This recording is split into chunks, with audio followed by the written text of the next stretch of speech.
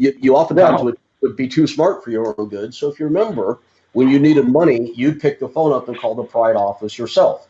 And you went back and tried to renegotiate your contract after myself and Michael Braverman and Barry Bloom had done a pretty nice deal on what your agreement was. So Pride did not give in, so you decided you would hold them up for a little bit and not fulfill your side of the deal for a couple of months, and they stopped paying you. So we were able, at a K1 show in Vegas, everybody from UFC was there, everybody from K1. It was like the who's who of the MMA and fighting world at that time. Oh, yeah.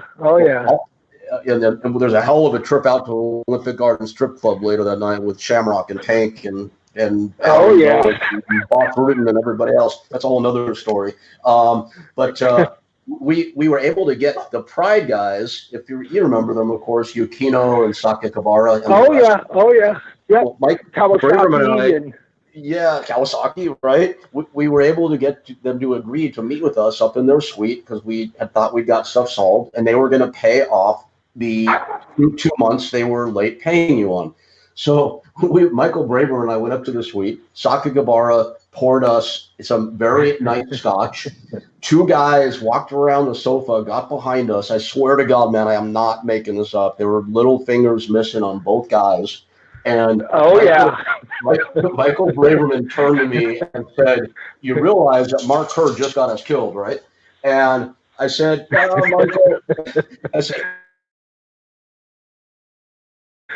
I think you're being a little dramatic, man. Well, in any case, he popped open a big briefcase, counted out your pay, and I remember one of the few arguments I remember having with you was we went down to tell you it was all solved. You wanted me to hand you all the money in cash, and I didn't do that, which probably was good. Anyways, it was, man, you were a fun one to deal with back in the day. That's for sure. But dude, it's funny because there was Mr. Zizaka, who was the owner behind the scenes of Dream Stage. Yep. I would joke with people. I go, he never opened his own door. He never cooked his own food, like with Korean barbecue. Never cooked his own food. Never poured his own beer, and he hung out with a lot of guys with missing fingers. Yeah. It was crazy because I didn't understand that. Like I've done this before. Like I've gone out to strip clubs in Japan with Mr. Zizaka and partied, hung out. He's bought lap dances. He's bought Dom Perignon, all of this, right? And that's one aspect of dealing with him. But when it comes to business, it's completely different. Like I didn't understand it at first that you can party with the dudes, but if you're sitting down talking a contract, it's a completely different person you're dealing with. Oh, completely different. Absolutely. I've always said, man, and I know you know this because you travel the world. You were the top guy in Brazil. You're the top guy in Abu Dhabi. I've always in the fighting business and the wrestling business, it tends to attract how shall we say it, mobsters, however you want to say it. Yeah. I've always said, man, they're some of the greatest people in the world to hang out with. Just don't mess with their business. Otherwise, God, man. Then you're good. It literally, Rick, it was probably one of the harder lessons to learn because dealing with different cultures, they have a completely different way of understanding, of business. And it was one where, like the night before, like I refused in Japan, I refused to take payment for something.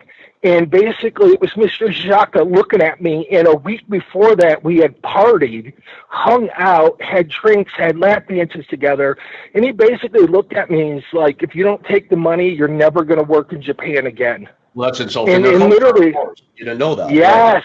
Right? Yep. Yes. Unbelievable.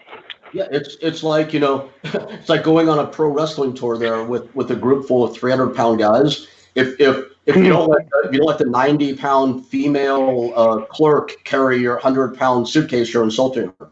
Yes. Yeah. It's a different culture, for sure. It's crazy. It's crazy because it took a lot. Unfortunately, you know what the other part about Japan, which was amazing?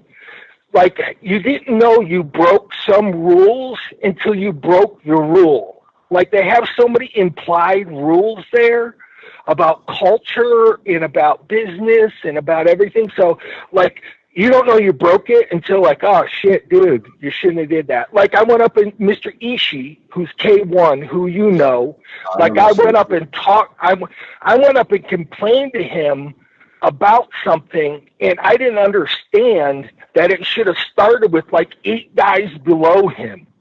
Like, before he ever heard anything out of my mouth, the lowest guy on the totem pole was directly correlated with me. He had to get it resolved. If he couldn't get it resolved, he talked to his boss. If his boss couldn't get it resolved, he talked to his boss, and so on and so forth.